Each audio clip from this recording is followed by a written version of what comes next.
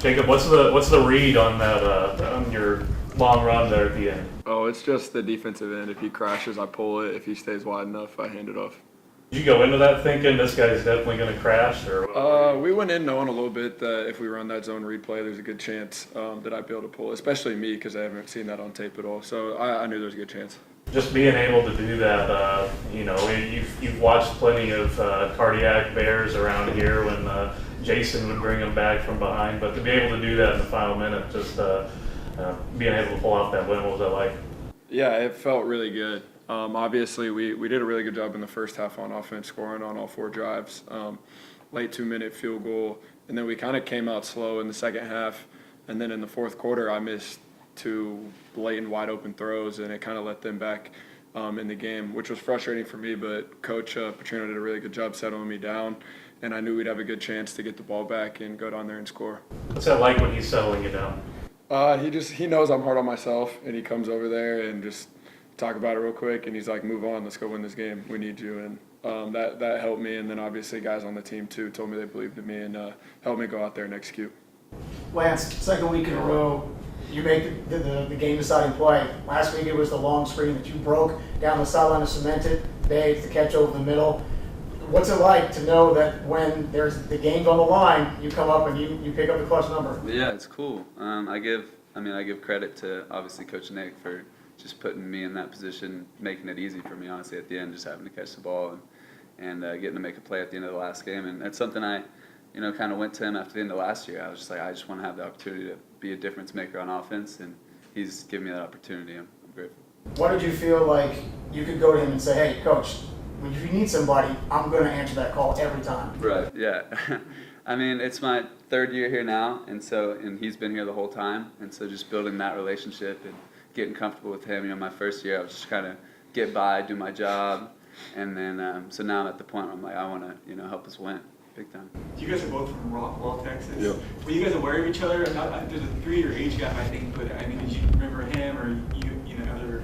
Well, I probably knew he was a quarterback, and so he was a quarterback when he was a senior and I was a freshman. So I knew a little bit about him, but he probably didn't know anything about me. I would still, when I was in high school, I didn't because he was freshman when I was a senior, but I would still follow those games and definitely follow the Rockwall Heath game, and he would always put up numbers against us. So then I kind of got to know who he was, and then when I transferred here, I obviously figured out the connection, and we've gotten really close since then.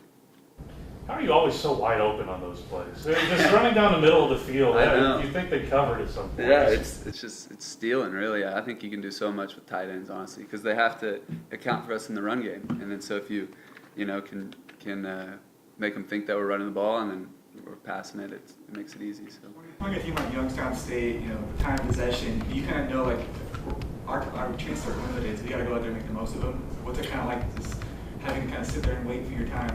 Yeah, for sure. I think that first half we only had 4 drives and one of them was with a minute left. So we really knew that we were going to have to take advantage of the drives we did get. And I think we did a really good job of that in the first half because, it could have been a tough game if we would have had a couple 3-and-outs in the first half for sure.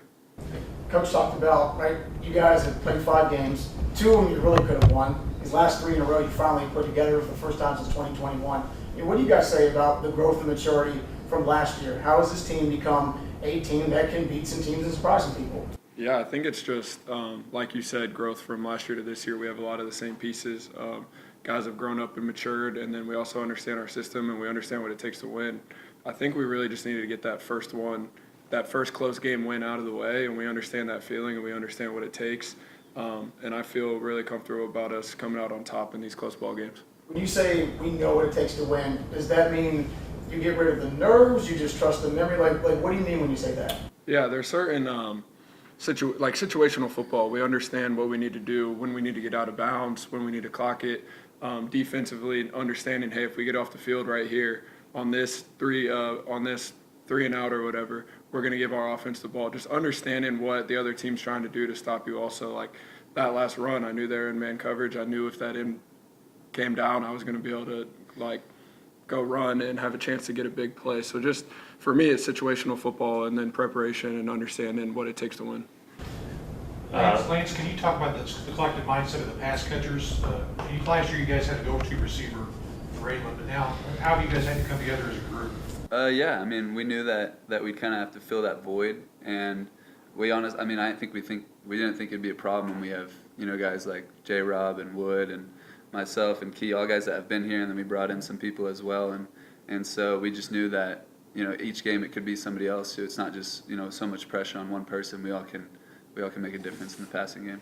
And Jacob, just to follow up from your perspective on how you've seen those guys come together as a group, and you have so many options now.